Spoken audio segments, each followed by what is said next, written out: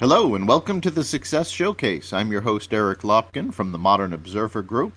And with me, as always, is Chip Janiszewski from the Happiness and Success GPS. How are you doing this week, Chip? Doing great. How about you, Eric? Doing fantastic. Beautiful July morning. It really is. We've had a wild week of weather here between massive storms, a drop in the temperature down to the low 60s, and then back up to the high 80s. Yeah, we had a record low high last week. Bradley Field, our airport up here, had 3 days in a row where they measured over an inch of rainfall. So the drought that we had last year is gone. Yes, it is. Yeah, there were some parts that got over 6 inches of rain last week. So, today we're going to be talking about dealing with adversity, speaking of 6 inches of rain. And adversity is something that happens to everybody. At some point, things don't go as planned. Dealing with adversity is about just that. It's how you handle it when it happens. And I remember an old friend of mine always used to say, it's all how you answer it. And it's how you respond. But a lot of it is also being prepared for what could go wrong. Yeah, absolutely. There was a really good article that I took a look at online that I downloaded, and it's entitled "The 3 Ways Great Leaders Handle Adversity and How to Be at Your Best When Life is at Its Worst." And it was actually written by a professor from Carnegie Mellon named Randy Pausch, who learned that he had terminal cancer. Randy Pausch is fantastic. If you haven't read the last lecture or watched the last lecture, I absolutely recommend it. Yeah, and it's just so apropos to what we're talking about today. I mean, the 3 things that he talked about in there was, number 1, I wonder what this will teach me, and number 2 is to reinvent your future constantly, and then number 3 is don't get furious, just get humorously curious. And we've all heard of George Carlin, and it's a very, very funny quote here from George Carlin. It says, "Some people see the glass as half full, others see it as half empty. I see a glass that's twice as big as it needs to be." Yes. George Carlin. I remember that well. So, and then reinventing your future. He talks about choice, and choice is the enemy of fear. That's a really great quote also. It is, and that's something to remember. You always have a choice in how you react to adversity. And when I talk about having a choice in how you react, a lot of people go, well, no, it's just how things are. So no, you choose how you act. And the example I always give is, imagine yourself in a car. You're driving along on a country road, and somebody suddenly pulls out and cuts you off. What's your first response? Well, most people tell me, oh, I get mad, I start yelling, and they'll start yelling at the car in front of them. Now change that a little bit. You're in your car, but you're lost. You're in a bad neighborhood, urban setting, high crime area. And you know that there's a good possibility that anybody around you could be carrying a gun. You're driving along, some guy pulls out and cuts you off. Do you still get angry at them and start swearing at them? Or do you think for a moment and go, wait a minute, if I start yelling at this person, I could get shot? And the fact is, most people do take that moment to think about the consequence when they know it's a possibility. So you do have the opportunity to make that choice in how you deal with adversity. Yeah, absolutely. And I mean, the first tip there is to pause and think, I wonder what this will teach me. And, he uses the example, how did I get here? What caused this to happen? And they choose curiosity over self pity or anger, just like you were referencing. And again, the key word here is choice. And we seem to be talking about choice every week, but it's just so important, and it is the real world. And then what they do is they generously share their learning experience with other friends, and they just say, I'm going to make the best out of this. It's getting back to the glass half full analogy that we just talked about. So it's pausing a second and making it a learning experience. All right. Now, it's easier to deal with adversity when you've done at least some prep work. If you're prepared for something, it's always easier to handle. And I'll give you an example. I was talking to Chip about this just before we went on the air. Over this past week, I had my accounting system completely corrupted. The files were no good, couldn't get into them, there was nothing we could do to do it. So I had to recreate those files. Now, this is a fairly big job. However, fortunately, in different systems, I have all of the information. It's just a matter of taking it all and putting it back into the accounting software. So I could go to my bank and download the bank statements.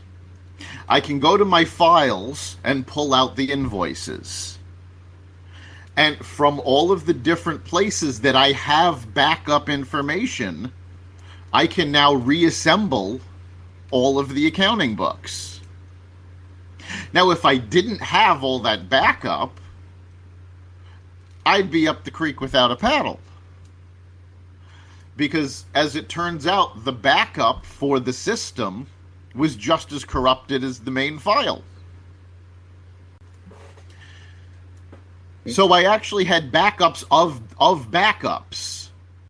And fortunately, that allowed me to recover from this situation. Yeah, it was a couple months ago that we did a segment on preparing for disasters or this or that or whatever, and we talked about having your backup systems there and the what's for the ifs and that kind of thing done. So obviously, in a business line of things, there is a lot of work that you can do to prepare for something like that in case it happens. So yeah, when you told me that this morning, I said, holy cow, and I can't believe that happened to you, but you sound like you handled the adversity well, my friend. Yes. Well, again, fortunately, I had all the backups. And it's one of those things, the one thing, you were just talking about, what will this teach me? The one thing it taught me is that paper does not get corrupted. This is true. Because I went back to paper backups and paper information to correct all of the problems. Yeah, obviously that's dealing with online systems in the cloud and so on and so forth. You got to have ways to back that up in case that does happen. But this is the first time I ever heard of something like that. So yeah, I don't think it's something that happens all that often, but it does happen. And again, if you talk to any IT person, they'll tell you it's not a matter of if your hard drive is going to fail, it's when. So you need to be, knowing that, you can prepare for what happens. Have backups on different hard drives. If you have really important documents, print them out. absolutely. So yeah, it's something that you have to be aware that adversity is inevitable. So what you can do to prepare ahead of time is great. And there is another article that talks about tips for overcoming adversity, and it talks about working on your internal and your external resources. The internal resource is you.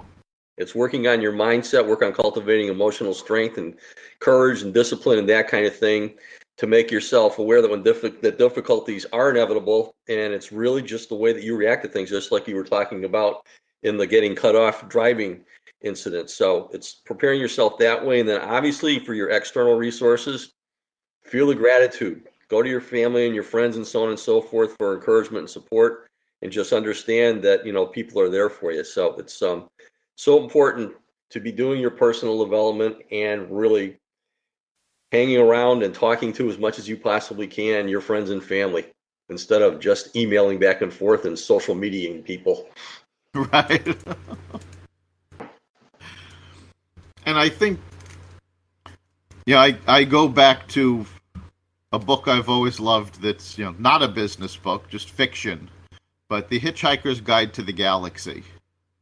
And the one lesson this tells, for those of you not familiar with the book, the Earth is actually destroyed, and it follows the two survivors as they go from planet to planet. But The Hitchhiker's Guide to the Galaxy is a book that they have that gives them information about where they're going. And on the cover of the book is printed the words in large letters, "Don't panic."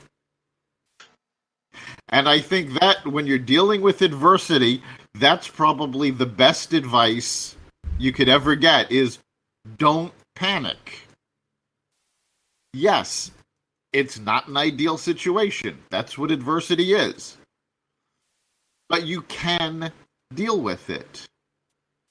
You sit down, you take stock of what the situation is, and then start examining your options.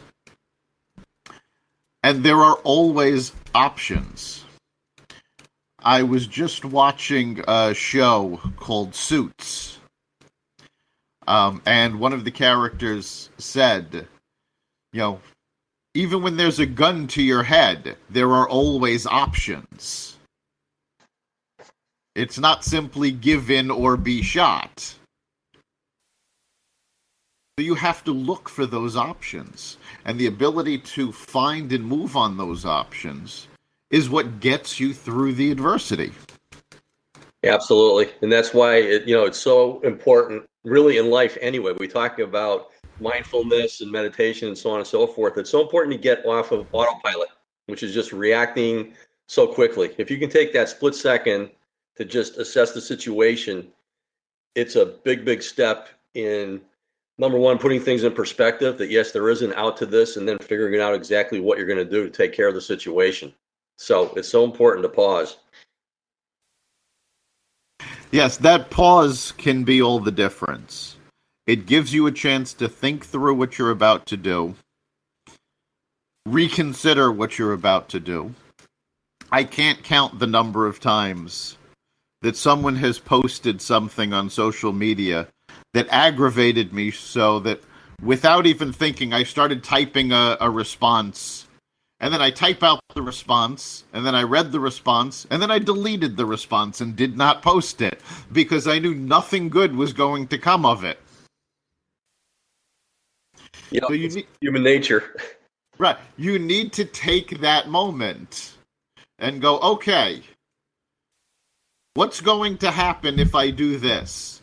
Oh, okay, well, I'll aggravate a few people, get into an argument, and nothing will be solved. Well, why should I bother doing that and just aggravate myself further? Delete the comment. When adversity hits, you do, okay, what can I do? What's going to happen if I do this? And design a plan to deal with it. One of the best things you can do to prepare for adversity too is to read stories about people who have overcome adversity. And there's a list of people that is really, really people that you were familiar with who have overcome big time. Think about Helen Keller. Right. Lost her sight, and due to a mysterious fever and so on and so forth. And yet she became so educated and spoke about and promoted women's rights until the day she died. She's just an amazing example. Winston Churchill. A lot of people don't know that he had a stuttering problem. Yeah. And he became the prime minister and one of the heroes of World War II.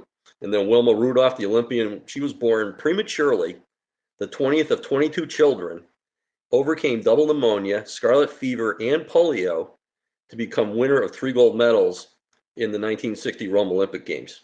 So, no matter how bad things are with you, sometimes there's a lot of people that have suffered the same thing and have overcome it. And it's really, really inspiring just to take a look at what their stories are.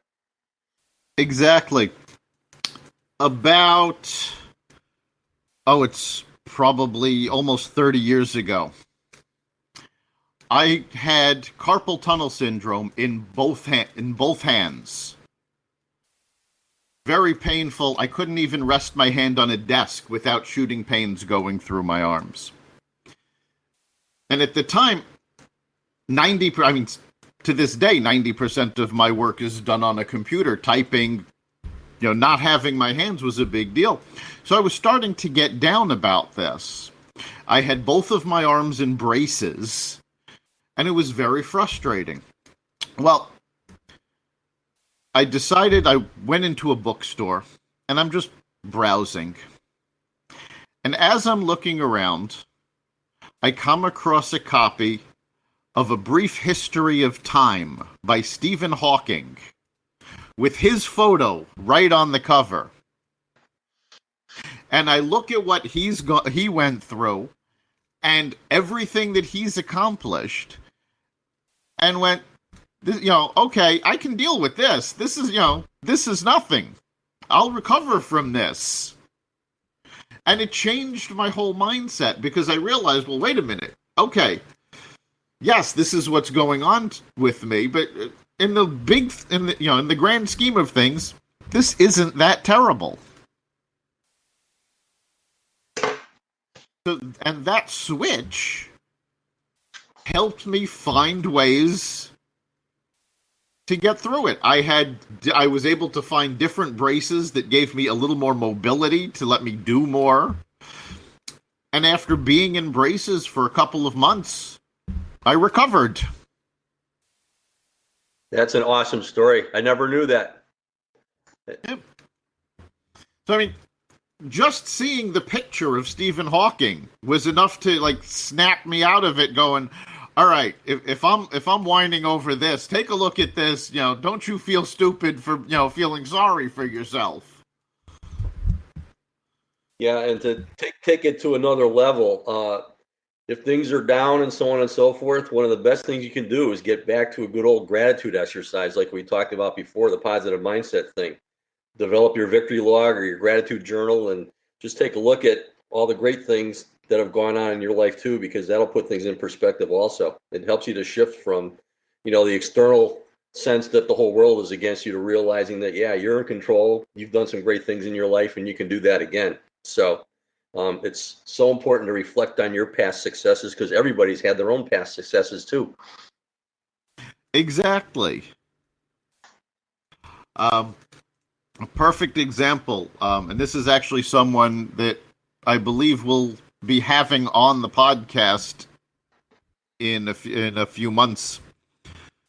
But one of my business partners, Ray Charpentier, is diagnosed with multiple sclerosis. And they told him he wasn't going to be able to walk, all of the problems that go along with MS. Now, this was several years ago that he was diagnosed. This past weekend, he rode in a bike MS event. He rode 60 miles. I know a lot of perfectly healthy people that can't ride 60 miles. I'm raising my hand. Yeah, and this is, I think, the 4th or 5th bike event he's done in just the last 3 months. Not to mention what he's done for the MS people around the country. Talk a little bit about what the two of you created, just as an awareness tool that people like Ray can do this kind of things. He used to walk for half a mile to the pool and do all kinds of other things. The bike that he had was made for him specially, and he just goes around and he turns this thing into an opportunity to teach others as far as what's going on. He is just one of the most inspirational people that I've ever met, and I'm sure you too. Oh, absolutely. Together, that his idea and the MS Go and all that. Yes, he came to me a couple of years ago to ask my help in putting together a project called MS Go. And what that was, it's a calendar that connects people with multiple sclerosis to support groups, to educational presentations, to events, anywhere where they can get together and see, hey, I am not alone in this. Well, we started in Connecticut. Within 6 months, we'd covered all of New England. Now it's national. We have calendars for all 50 states, the District of Columbia, and Puerto Rico. And because it had such an effect on the multiple sclerosis community, we've now gone on. This past month, we launched the same thing for cancer. So we now have cancer calendars for all 50 states. And we've got other conditions coming up in the next couple of weeks. So the whole thing was all about you are not alone. Because Ray and I had talked a lot about this. Some of our listeners I know are aware of the fact that I'm legally blind. And when you get a diagnosis of multiple sclerosis, when you're declared legally blind, the first thing that happens is you feel isolated. So we wanted to put this together to get people to see you're not isolated. Here's all of these places where you can be with other people who are dealing with the same thing that you are. And doctors will tell you all the time how important support groups are. Because absolutely. Talking about what you're going through with people who are going through the same thing, it helps you explore different solutions. It helps you, again, not feel isolated. And that's a big thing with adversity, is that instinct that nobody has ever gone through this, it's just me. And that's simply not true. I found over the past years, there's no situation that I can come up with that I can't find somebody else that has gone through it as well. So sharing experiences and sharing solutions is a great way to overcome adversity. There's power in numbers. Yeah, and there's power in positivity too. And you are one of the best examples of that I've ever met. I've known you for several years, and actually when I first met you, you were going through the process and said, I'm going to be declared legally blind within the next year or two. And yet Everything you do out there is positivity, and your business model and everything you talk about up front has a foundation of that positivity before you even get into the techniques and the how-tos and what you're doing in the first place. And it's the same thing with Ray. Because I remember when he started not feeling good, and it took a little while for him to get diagnosed with that. And once he had that, all of a sudden, I'm thinking, wow, he's going to be in bad shape with this. And now we have this superhuman guy that's just been doing unbelievable things, inspiring everybody that he meets. He's just an amazing guy. So he certainly is. It's a privilege to be working with both of you. Thank you. It's a matter of looking at options. I mean, people often ask me, how I stay positive, how I keep going, all of this. And at the time that I got my diagnosis, my wife was working freelance, but just once in a while. She wasn't working steady. We've got 2 kids, one of which is now going to college. So the idea of sitting back taking a disability check that wasn't going to cover expenses simply wasn't an option. So I had to find a way to move forward. And, saying, okay, that little safety net that people say, oh, yes, you can just do that, really wasn't an option, forced me to find other options. I changed my business. I moved a lot more into coaching and consulting. Prior to this, I was doing a lot more design work, which unfortunately, as my eyes deteriorated, I can't do as much anymore. But I found things I could do. And I tell people, I literally changed my business to things I could do with my eyes closed.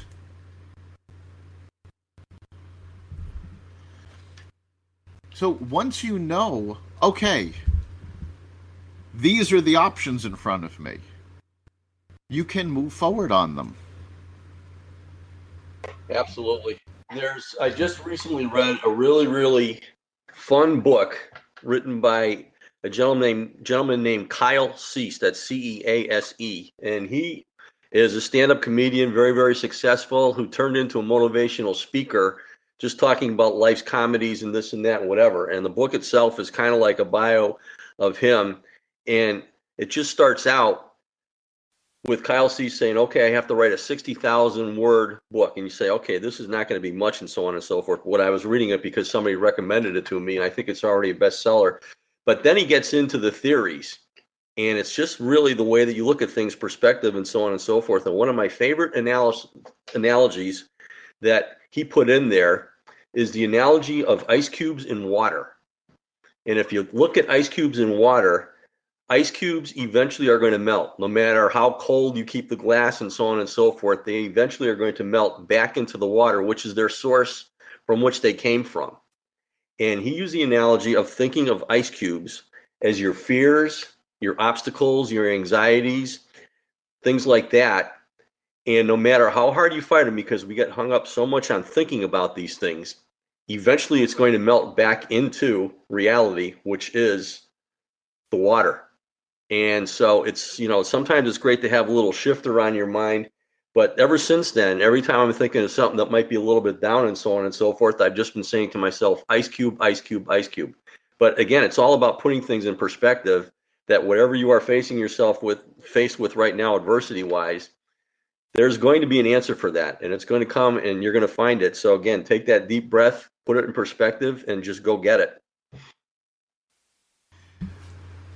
That's it. There's an old saying, God never gives us more than he believes we can handle.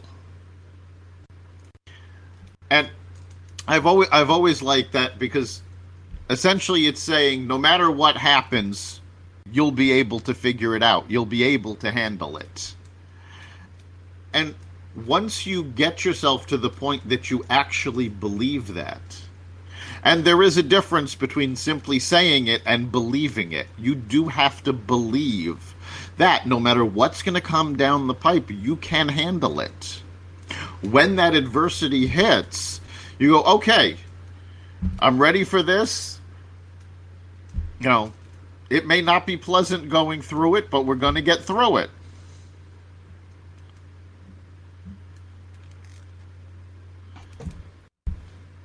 So it's very important that you always remember that you can do amazing things when you put your mind to it. Adversity is your chance to prove it. You can show the world exactly what you're made out of when you push through these problems. And as you do, it becomes easier to push through more problems in your life. Once you start succeeding at these things and making it a habit of just overcoming these things through your life, keeping that positive attitude towards things, you can handle anything coming your way a lot easier. Right. It is like building up your muscles. The more you use your muscles, the bigger they get. The more problems you solve, the easier it gets. Right. We're actually coming up at the end of our time. So, Chip, what do you think is the big takeaway you want our listeners to have this week? Faith, glass half full. I think the big takeaway for me is, remember, no matter what happens, you've always got options in how you handle it. Step back, take a look at those options, and figure out what's going to work best for you. You've been listening to the Success Showcase. You can catch us every week at blogtalkradio.com/Success Showcase, or you can find us in the iTunes Store or the Apple Podcasts app. Remember, make this your best week ever, and make next week even better. See you then.